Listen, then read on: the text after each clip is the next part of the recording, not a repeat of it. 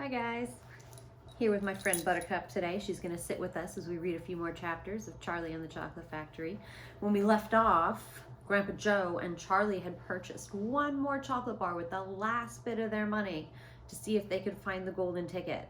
And it was just a chocolate bar. But let's see what happens in the next few chapters. Chapter 10, the family begins to starve. During the next 2 weeks, the weather turned very cold.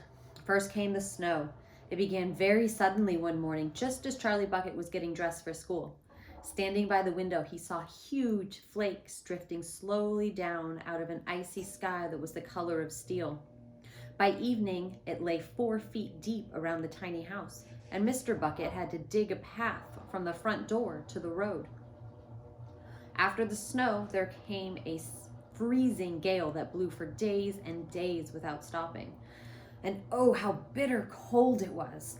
Everything that Charlie touched seemed to be made of ice, and each time he stepped outside the door, the wind was like a knife on his cheek.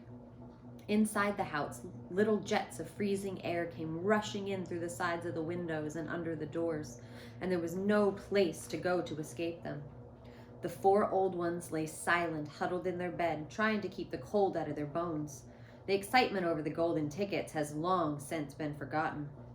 Nobody in the family gave a thought now to anything except 2 vital problems of trying to keep warm and trying to get something to eat. There is something about very cold weather that gives one an enormous appetite. Most of us find ourselves beginning to crave rich, steaming stews and hot apple pies and all kinds of delicious warming dishes. And because we are all a great deal luckier than we realize, we usually get what we want, or near enough. But Charlie Bucket never got what he wanted because the family couldn't afford it. As the cold weather went on and on, he became ravenously and desperately hungry. Both bars of candy, the birthday one and the one that he and Grandpa Joe had bought, had long since been nibbled away. And all he got now were those thin, cabbagey meals 3 times a day. Then, all at once, the meals became even thinner. The reason for this was the toothpaste factory. The place where Mr. Bucket worked suddenly went bust and had to close down. Quickly, Mr. Bucket tried to get another job, but he had no luck. In the end, the only way in which he managed to earn a few pennies was by shoveling snow in the streets. But it wasn't enough to buy even a quarter of the food that 7 people needed. The situation became desperate. Breakfast was a single slice of bread for each person now, and lunch was maybe half a boiled potato. Slowly but surely, everybody in the house was going to starve. And every day, little Charlie Bucket, trudging through the snow on his way to school, would have to pass Mr. Willy Wonka's giant chocolate factory. And every day as he came near to it, he would lift his small pointed nose high in the air and sniff the wonderful sweet smell of melting chocolate. Sometimes he would stand motionless outside the gate for several minutes on end, taking deep swallowing breaths as though he were trying to eat the smell itself. "That child," said Grandpa Joe, poking his head up from under the blanket one icy morning. "That child has got to get more food. It doesn't matter about us. We're too old to bother with. But he's a growing boy. He can't go on like this. He's beginning to look like a skeleton." "What can one do?" murmured Grandma Josephine miserably.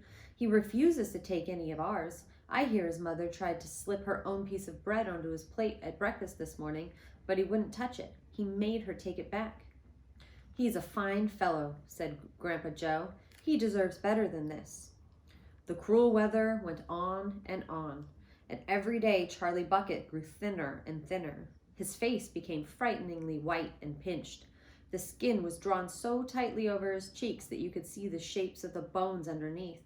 It seemed doubtful whether he could go on for much longer like this without becoming dangerously ill.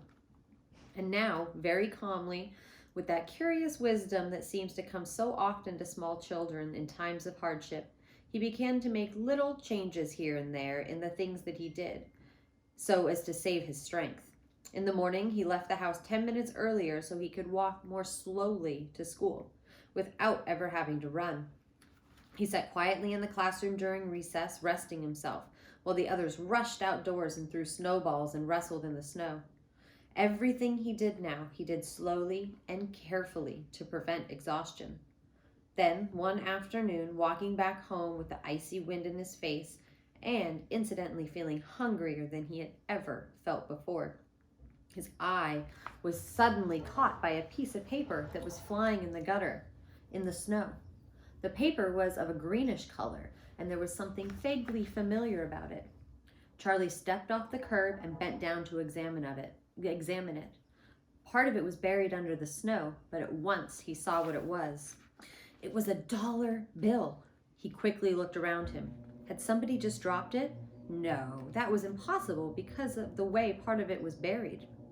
Several people went hurrying past him on the sidewalk, with their chins sunk deep in their collars of their coats and their feet crunching in the snow.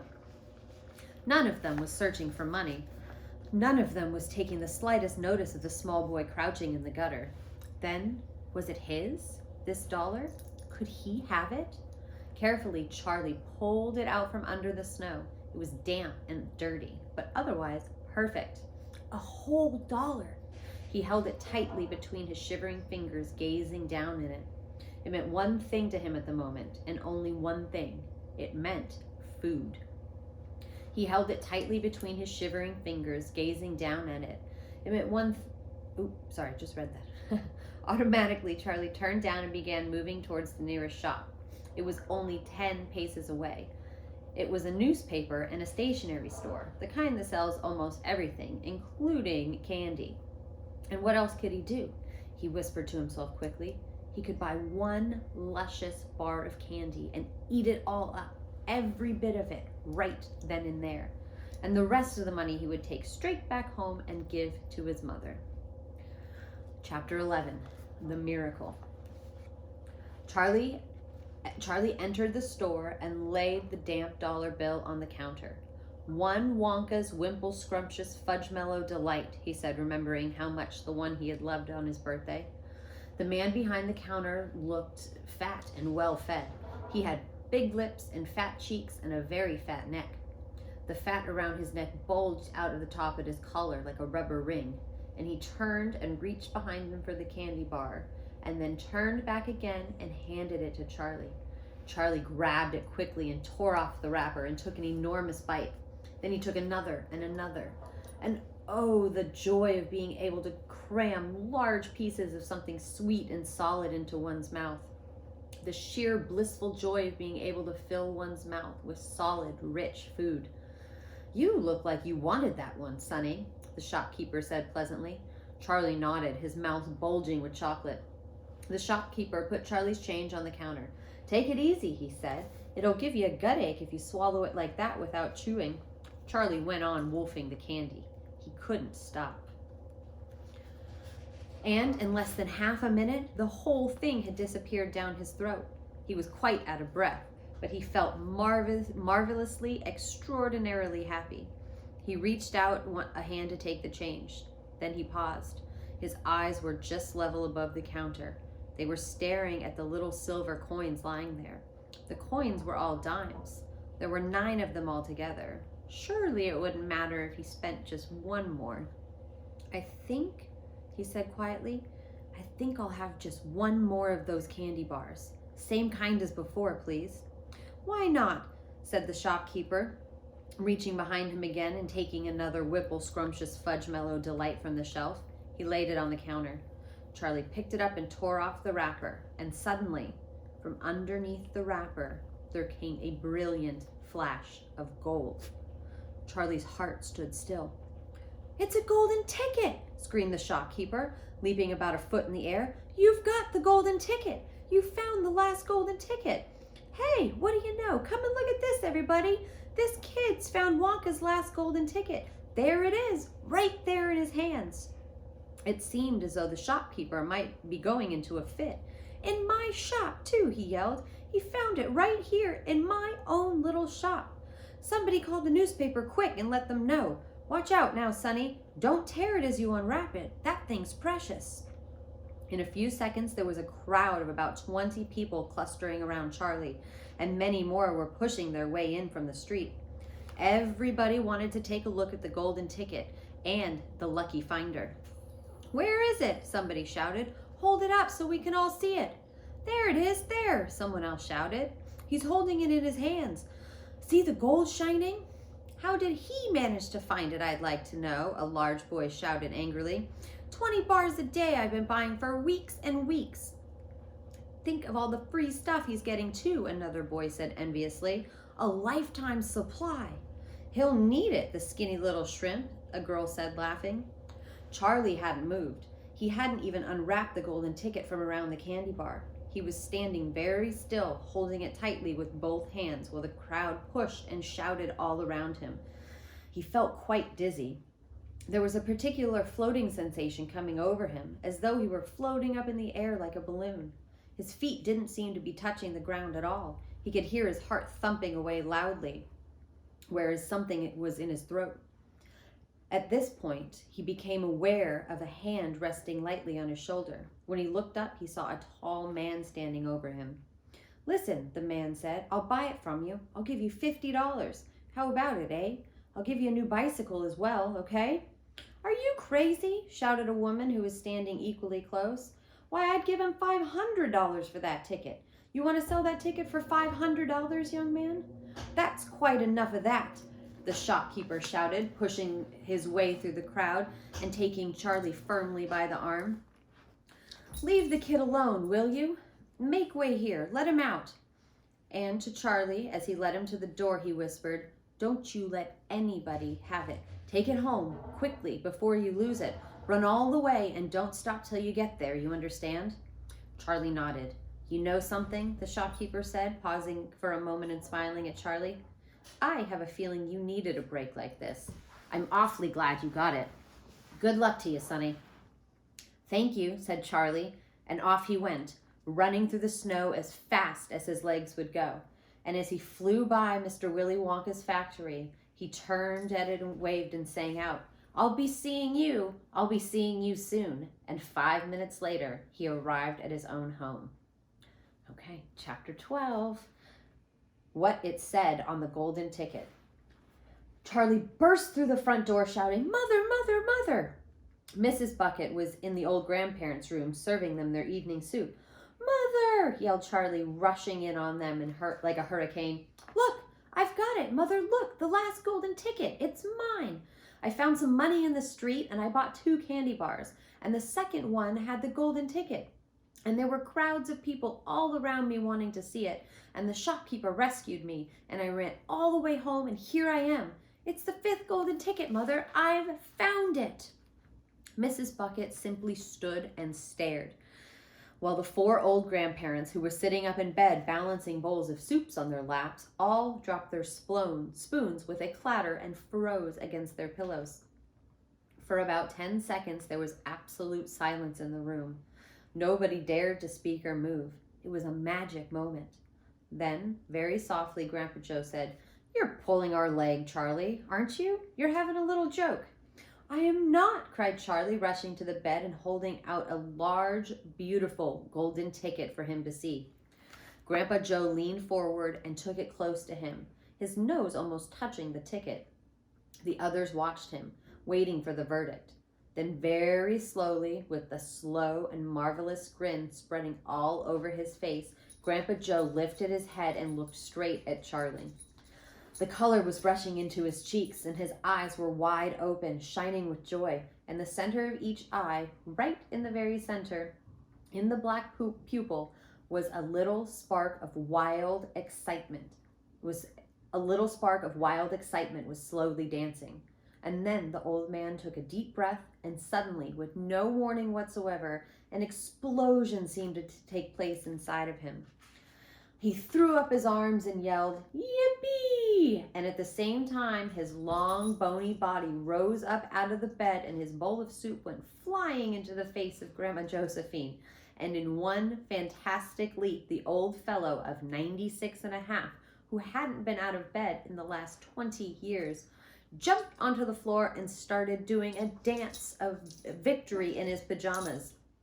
Yippee, he shouted. 3 cheers for Charlie. Hip, hip, hooray. And there he is jumping up, and there's that soup going all over poor Grandma Josephine. At this point, the door opened, and Mr. Bucket walked into the room. He was cold and tired, and he looked it. All day he had been shoveling snow in the streets. Cripes, he cried, what's going on in here? It didn't take long for them to tell him what had happened. I don't believe it, he said. It's not possible. Show him the ticket, Charlie, shouted Grandpa Joe, who was still dancing around the floor like a dervish in his striped pajamas. Show your father the 5th and last golden ticket in the world. Let me see it, Charlie, Mr. Bucket said, collapsing into a chair and holding out his hand. Charlie came forward with the precious document. It's a very beautiful thing, this golden ticket, having been made of, so it seemed, from a sheet of pure gold hammered out of almost the thinnest paper.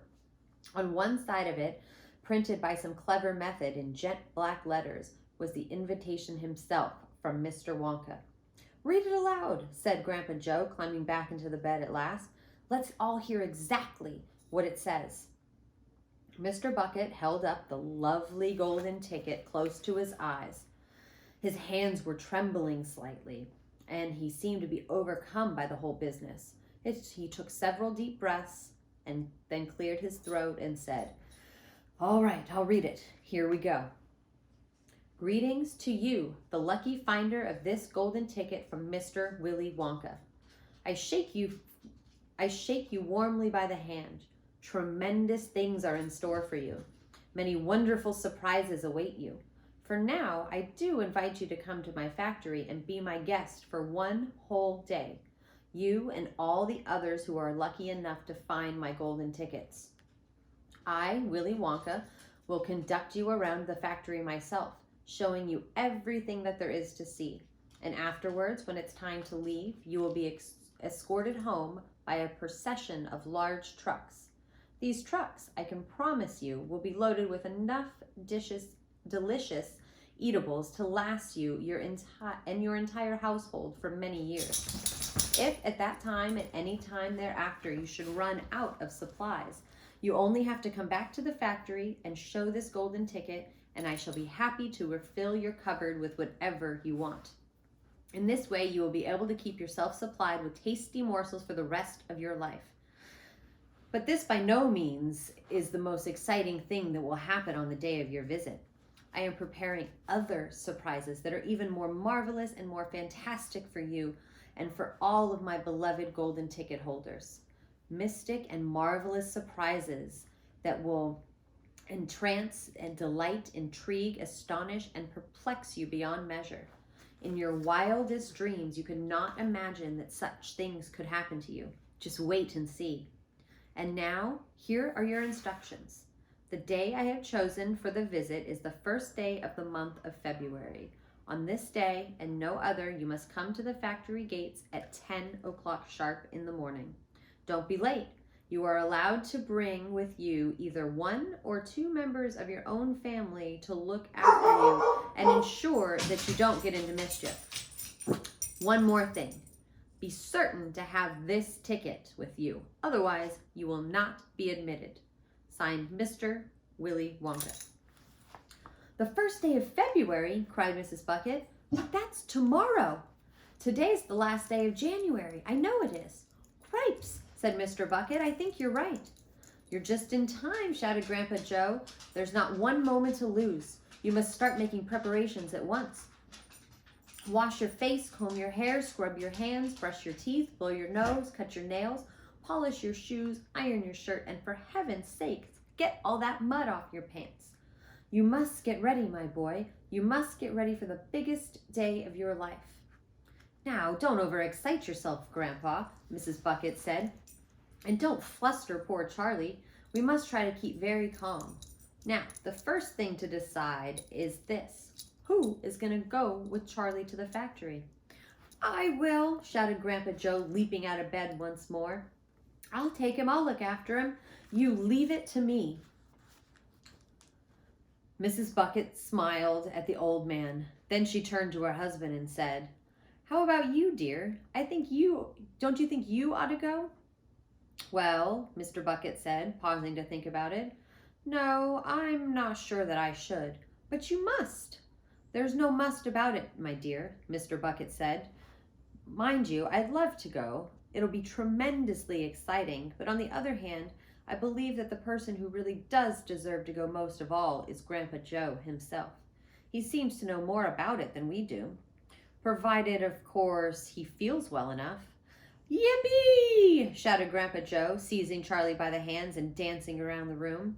He certainly seems well enough, Mrs. Bucket said, laughing. Yes, perhaps you're right after all. Perhaps Grandpa Joe should be the one to go with him. I certainly can't go myself and leave the other 3 old people all alone in bed for a whole day. Hallelujah! Yelled Grandpa Joe. Praise the Lord! At this point, there came a loud knock on the front door. Mr. Bucket went to open it, and the next moment, swarms of newspaper men and photographers were pouring into the house. They had tracked down the finder of the 5th golden ticket, and now they all wanted to get the full story for the front pages of the morning paper. For several hours, there was complete pandemonium in the little house, and it must have been nearly midnight before Mr. Bucket was able to get rid of them so Charlie could go to bed. Okay, so Charlie's going to go to bed with a big day ahead of him, isn't he? So tomorrow we will see what happens when Charlie and Grandpa Joe show up at Mr. Willy Wonka's chocolate factory. Okay, I can't wait to read it with you guys. See you tomorrow. Bye.